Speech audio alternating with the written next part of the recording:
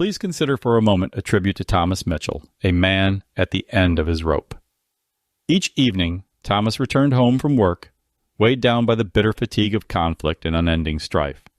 His day was a relentless battle against a tide of criticism, demands, and unmet expectations. But tonight would be different, not because of external circumstances, but because Thomas would encounter a truth hidden in plain sight. As Thomas walked through his front door, the day's burdens still clinging heavily to him, he was greeted not with comfort or compassion, but with the angry, frustrated voice of his wife, Sarah. She, too, had endured a day full of challenges, a job that drained her, children who seemed impossible to satisfy. The air crackled with tension as words flew sharply between them, each exchange deepening wounds that had grown over time. "You never listen," Sarah accused bitterly. "You don't understand what it's like dealing with everything alone." "And you think I have it easy?" Thomas snapped back defensively. "Every day I battle the world out there, only to come home to another fight here." The argument escalated quickly, each harsh word reinforcing walls of resentment, built brick by brick from countless conflicts. Exhausted and frustrated, Thomas stepped away to gather himself.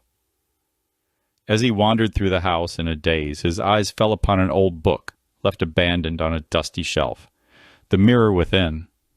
Drawn to it, Thomas picked up the book, opening to a random page that read, "Every person in your world is you pushed out.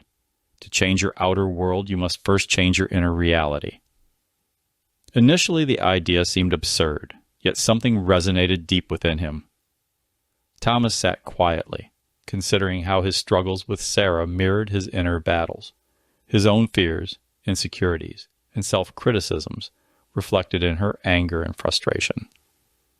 Slowly, he recognized the truth that had long eluded him. The turmoil in his life was not external, but internal, projected outward into his world. Returning to the living room, Thomas approached Sarah calmly, his demeanor transformed by newfound clarity.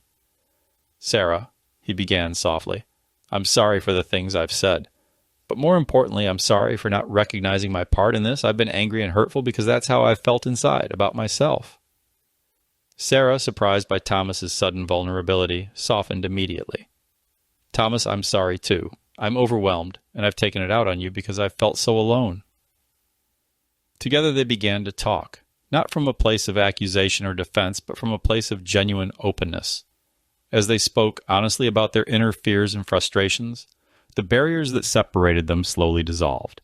Days turned into weeks, and the once broken household became a haven of understanding and peace. Thomas and Sarah began consciously choosing their reactions, focusing inwardly on personal growth, rather than outwardly on blame or resentment. They recognized each other not as adversaries, but as mirrors reflecting their inner states, guiding them toward healing. Then, one quiet evening, as they sat peacefully together, Thomas realized something remarkable. He turned to Sarah with a look of astonishment. "Do you realize," he whispered, "that all this time we weren't fighting each other? We were both fighting ourselves?" Sarah smiled softly, nodding in profound agreement. "And the moment we stopped fighting ourselves, we stopped fighting each other." In that instant, Thomas Mitchell understood a profound revelation, that the battles fought outside were merely reflections of battles within. By shifting focus inward, they had reclaimed their power, transforming conflict into connection. And perhaps this revelation isn't just for Thomas and Sarah, but for all of us who journey through the complexities of relationships in life.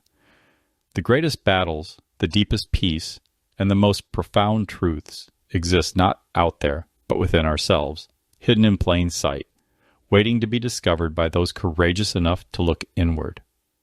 Where we find once more that moment in awareness when the illusion flickers and the ego fades,